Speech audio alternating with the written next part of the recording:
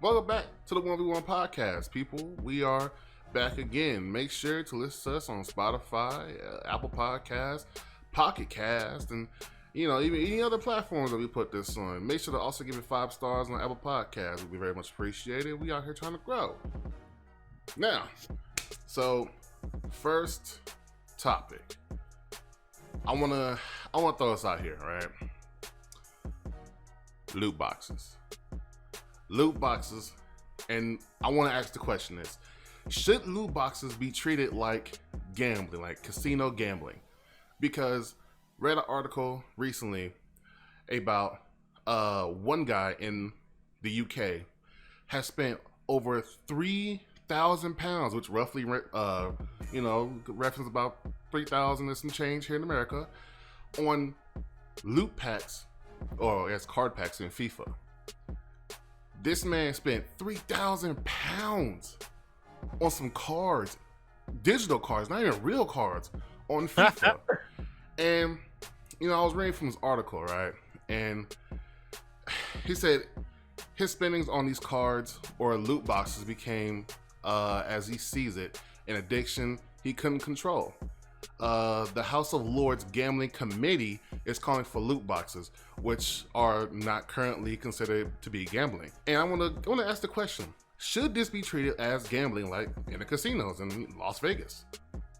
It should be. And using the term gambling, you're pretty much taking a gamble on spending money on the like let's talk about 2K, because they do the same thing. But if you look at it, if you go and they tell you, oh, if you open up whatever pack, you might get Chrome LeBron, whatever, right?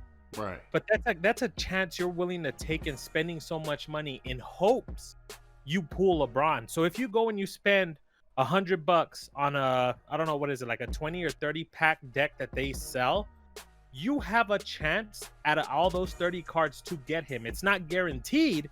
You might pull some other good players, some players you've never had, but your chances of getting LeBron in that specific pack is still slim. They're pretty much expecting you to pay until you pull that card. Like, for me, it's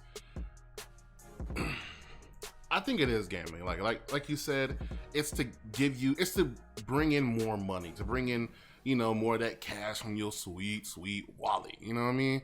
And honestly, I think the ESRB, or the ERSB, or ESRB, whatever, I think they should probably change the rating to rated M, because of all this gambling. Because if you think about it, a regular casino in their gambling, you can't have a child on the floor at all, unless I think you need to have an adult if you are, or whatever. But yeah, you can't be on it by yourself if you're a child alone. I think it's the same way with these games. I think they need to make it rated M for adults, that way children don't buy it and then buy into all these loot packs and then spending mommy and daddy's credit cards and racking up so much debt they gotta sell the house, or somebody gotta become a prostitute, when the parents gotta become a prostitute. That's shit that I don't like, and I think they should actually raise that shit up to a rated M, at least. Maybe like a rated T. I don't know, because you know what? Yeah, it's. I know when I was little, my last time that I went to Vegas, I was like maybe 12 or 13, and whenever my mom wanted to stop and play a machine, like, I literally had to be quite distant away from the machines. Like, I couldn't even stand like right next to her. Like, I had to be a good distance away from it. But yeah, I agree, because it usually is kids, like Nick said.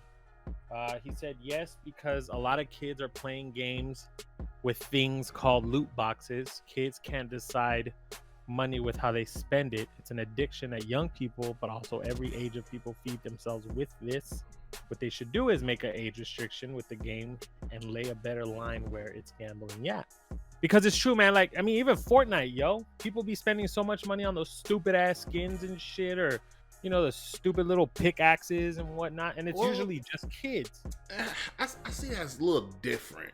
Like, the difference between Fortnite and, let's say, NBA 2K or hell, even, Overwatch, is that the fact that, well, it has the same thing as loot boxes. You spend some money or some coins that you may earn, but it's a lot faster to buy, a little currency, and then you end up, hoping to get what you want. But sometimes it's like a lot of times you don't even get what you want, and so you keep spending and spending and spending. Yep. And Fortnite is more different because it's you get what you paid for. You want this Travis Scott skin? Boom, there you go. You paid $10. Hey, my mic on.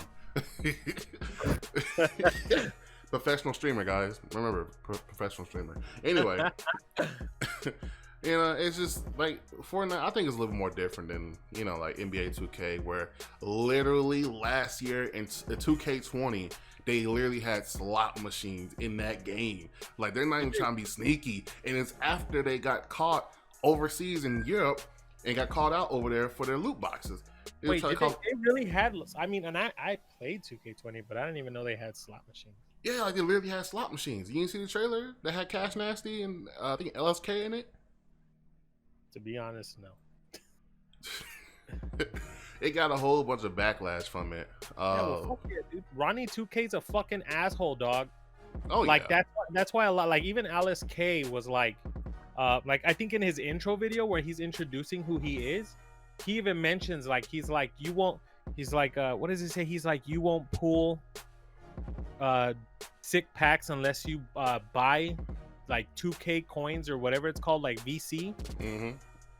And he's like, fuck Ronnie 2K, because it's true. Like I told you, your chances are slim in pulling great players.